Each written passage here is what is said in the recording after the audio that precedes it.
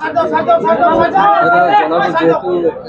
পৰিবৰ্তন হয়ে গেল এনেকুৱা অনুভৱ যেহেতু সামগ্ৰিক জিকিছে বিপুৰঞ্জন বহুত বহুত সুখী হৈছোঁ আজি, কাৰণ আমাৰ ইয়াত চামগুৰি সমষ্টিত যি অন্যায় অত্যাচাৰ আৰু অপহৰণ চলাই আছিলে তাৰ পৰা আজি ৰাইজ পৰিত্ৰাণ পাইছে আৰু ৰাইজে পৰিৱৰ্তন বিচাৰি চামগুৰি সমষ্টিৰ ৰাইজে হিন্দুৱে হওক মুছলমানেই হওক সকলো সম্প্ৰদায়ৰ লোকে আজি বিপুল পৰিমাণে ভোট দি পেলাই 26,200 কম মাৰ্জিন নহয় এটা প্ৰভাৱশালী মন্ত্ৰী আছিলে এসময়ত, এতিয়া সাংসদ ধুবুৰী, তেওঁৰ ল'ৰাৰ বিৰুদ্ধে ইমানখিনি ভোট পোৱা এইটো এক গৌৰৱৰ বিষয় আৰু খুব আনন্দিত আমি।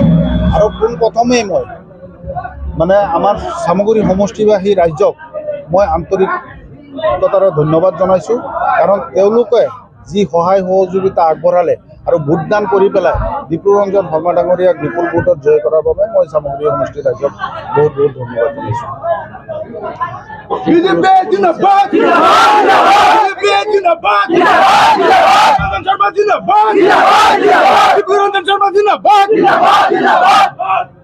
যেহেতু ৰকিবুল হুছেইনৰ এইটো চামগুৰি দুৰ্গ বুলি কোৱা হৈছিল, যিহেতু আজি খহি পৰিছে, কেনেকুৱা অনুভৱ হৈছে?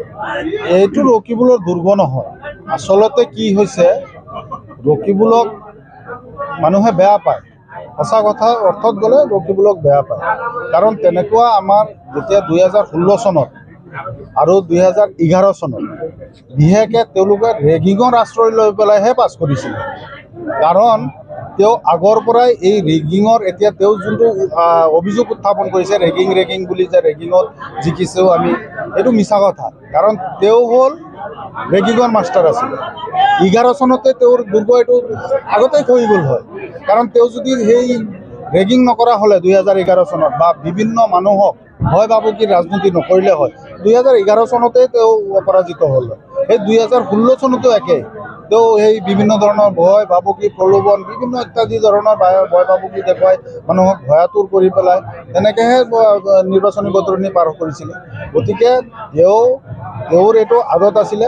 এতিয়া ফ্ৰী এণ্ড ফেয়াৰ ইলেকশ্যন হৈছে ইয়াত, যাৰ কাৰণে তেওঁ ল'ৰা পৰাজিত হৈছে।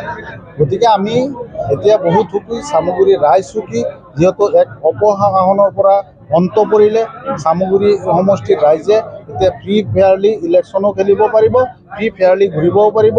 আমি চাওক ভাৰতীয় জনতা পাৰ্টীৰ সক্ৰিয় কাৰ্যকৰ্তা আৰু ভাৰতীয় জনতা পাৰ্টীৰ নীতি আদৰ্শ মতে আমি সকলোৱে চলোঁ, এয়া আমি বিজয় উল্লাস কৰি আছোঁ। কোনো ধৰণৰ অপ্ৰীতিকৰ ঘটনা হোৱা নাই। আজি যদি তানজিল হুছেইন জিকিলে হয় কেতিয়াবা চালে হয় যে আমাৰ বিজেপিৰে বা এজিপি বা আন দলৰ ঘৰত বম দলিয়ালে হয় বা বিভিন্ন ধৰণৰ অত্যাচাৰ কৰিলে হয়, তেনেকুৱা কৰিলে হয়, কিন্তু আমি চাওক একদম শান্তিপূৰ্ণভাৱে বিজয় উল্লাস পালন কৰি আছোঁ।